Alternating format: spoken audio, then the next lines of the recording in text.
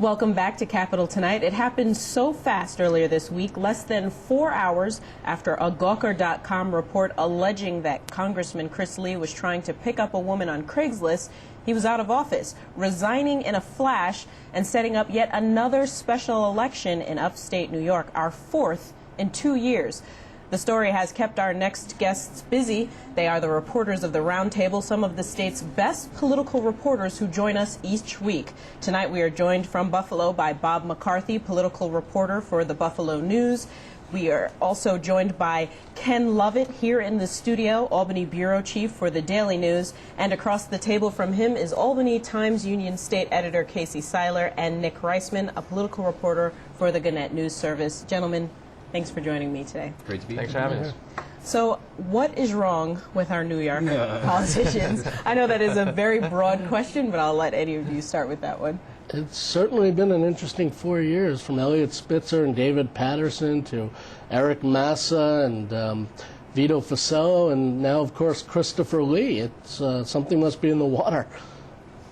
It's unreal. This one was especially bad because of just the incredible rank stupidity of it. You know, it was Clintonian in its schmuckiness, except of course Clinton managed to hang on to his job, whereas Christopher Lee was gone in a matter of hours from the story first breaking on Gawker. It's really amazing how quickly this thing moved. You know, I think the story was posted a little bit before 3 o'clock, and then he was gone before 6. I mean, it really just lasted an entire news cycle. Well, it's not even a news cycle. That's what's great. It's really the first blog-generated, gotcha. I mean, it was almost disposable. It was like, whoop. Here's the scandal, now he's gone. And Bob, what's the reaction been out there in Western New York to all of this? Total surprise, Aaron. People were just blindsided by this, and I think there's a sense of disappointment more than anything else, especially among the Republicans here. They recruited this guy with business sense. They sent him to Washington. He gets put on the Ways and Means Committee. Everybody's labeling him the rising star, and then all of a sudden, bam, this hits on Wednesday afternoon. He's gone, and there's a mess here all of a sudden. So I think there's a huge sense of disappointment, especially among Chris Lee's own Republicans. It's funny because now you're starting to hear some Republicans saying, well, maybe he could have wrote it out had he stayed, because there's no evidence that he actually cheated on his wife or he violated laws. He certainly did a stupid thing, but I guess he decided in his best interest for himself, for his family, and I guess for his constituents that he should drop out immediately. Right. Nick Langworthy, the Erie County Republican County Chair, and Carl Palladino said they thought he could have weathered this storm. Well, consider the source. But there were of course rumors. We've heard over the course of the last day or two that there were stories that had been floating even back to when he initially ran for office that his opponent back then chose not to use. And of course, apparently he had been among the group of Republican congressmen who had been warned by Speaker Boehner not to kind of keep themselves in check. Yeah, it's really difficult to ride out these storms, though, once they start to hit, because then one story becomes 5 stories and then becomes a dozen stories, and all of a sudden it's the only thing that people are talking about. And, maybe more stuff would have come out. I think what Gawker did was kind of opened a floodgate yesterday. And Bob, do you think there's more to the story? Is that maybe one of the reasons why you think that he decided to just drop out quickly? Well, that could be. We had a story today saying just what the guys have been talking about there, some of the things that have been alleged about his activities in Washington. But, the way I've been addressing this is you don't know what kind of discussions went on in the Lee family over the telephone the other day when this went on. You just don't know.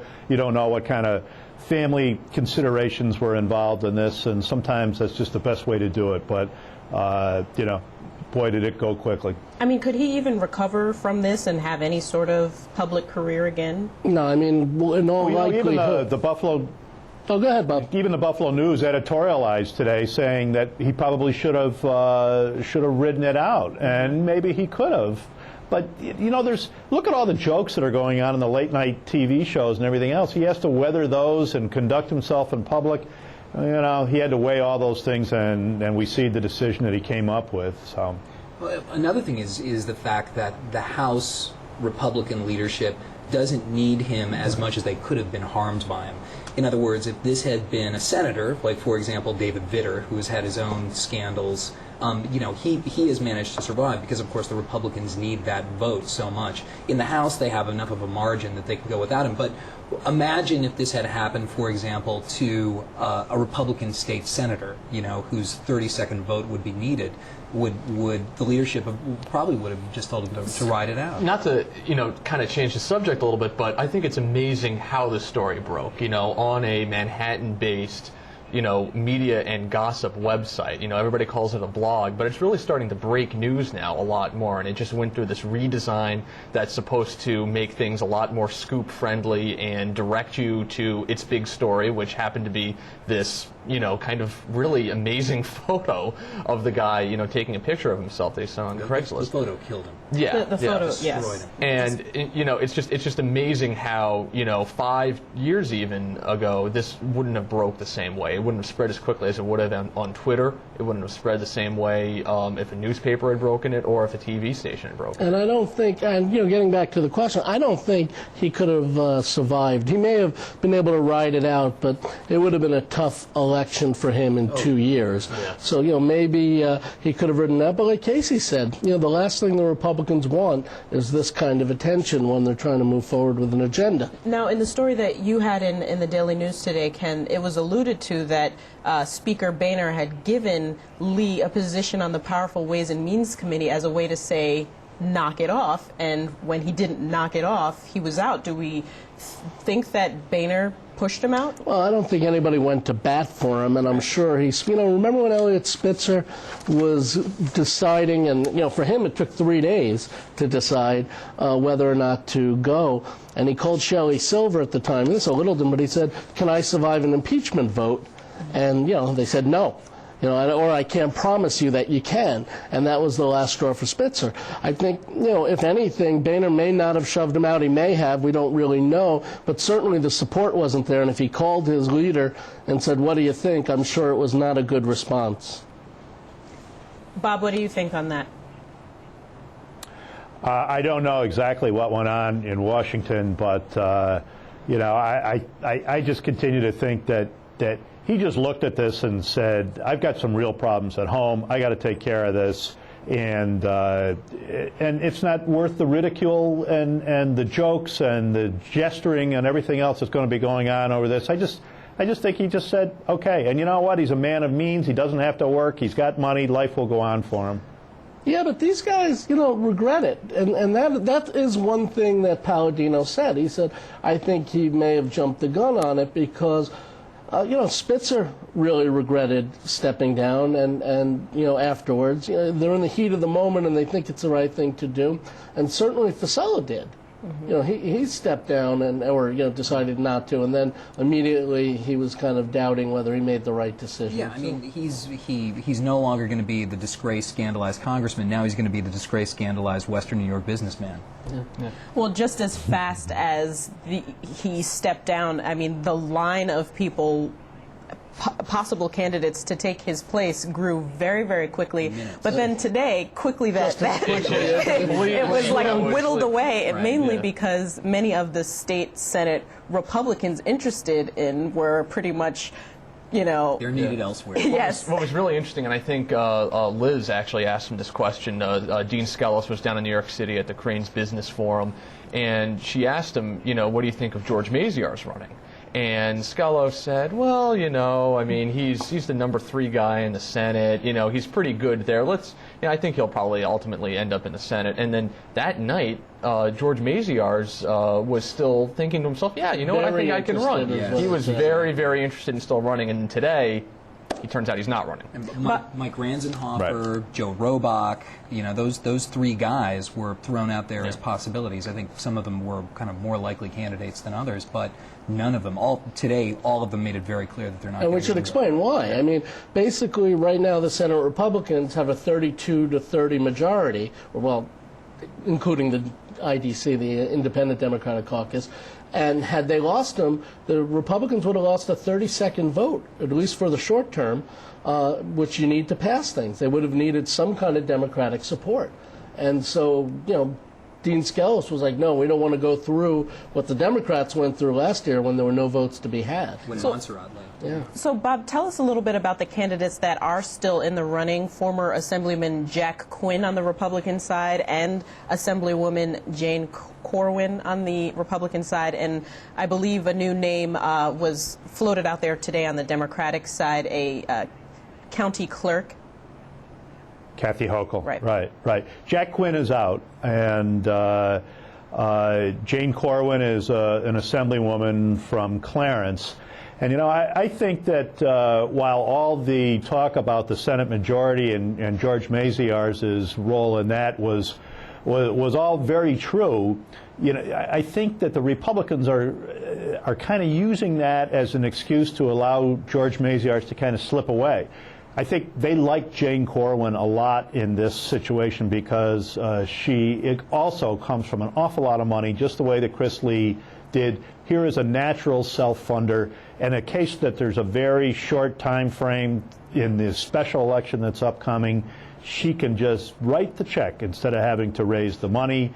And there's a very large Republican enrollment advantage there. So I think the Republicans like Jane Corwin, and right from the get-go, I think that's who they wanted to have. She's also, so the Senate excuse allowed George to I'm sorry? She's very well respected on both sides of the aisle, and she's a woman, which really helps when you're trying to get past a sex scandal or a scandal if you're the Republicans. And so, one thing I heard with Maziar's this week too is I think the phrase Didi Skazafava problem. Right. There's a concern that he's a little bit too moderate for that district. Didi Skazafava, we should say, tried running in the 23rd congressional district, and was considered too moderate or not conservative enough for that district, and it wound up going to a Democrat, Bill Owens. And at this point, the Democrats have no chance. There's always a possibility. Hochul's very popular out there, from what I hear. Yeah, nobody thought that the Democrats had a chance in Didi Skazafava's race either, so you never know what's going to happen. What were you going to say, Bob?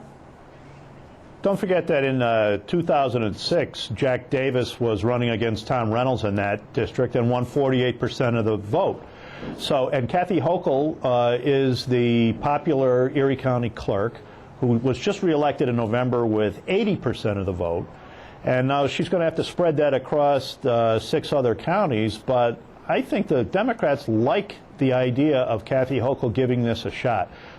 Kathy has not made up her mind on that, and neither has Jane Corwin, for that matter. But I think if there's any candidate the Dems would like, it's Kathy Hochul. As a matter of fact, they were talking and have been talking very seriously about her as a county executive candidate against Chris Collins here in Erie County this year.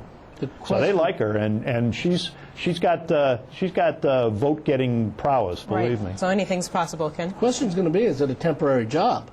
Because with redistricting coming, Upstate's going to lose a congressional seat, and now this is going to be a real freshman, even less than a full term.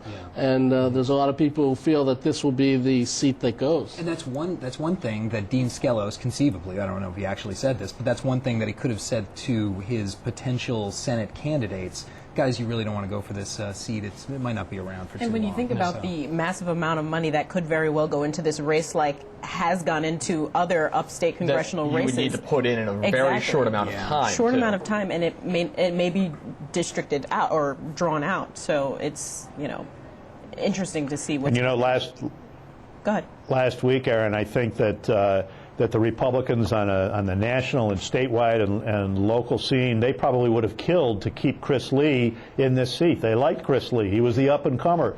He had the money to finance these things. And now maybe that's the value there has been kind of has lost some of its value, and maybe they wouldn't go quite as far to save the Republican there now. Everything has changed, in the past 2 days. Well, we will all be spending a lot of attention or paying a lot of attention to this, but we need to take a quick break right now. Our reporter roundtable will be back, though, in a moment to talk about the budget developments this week. Stay with us.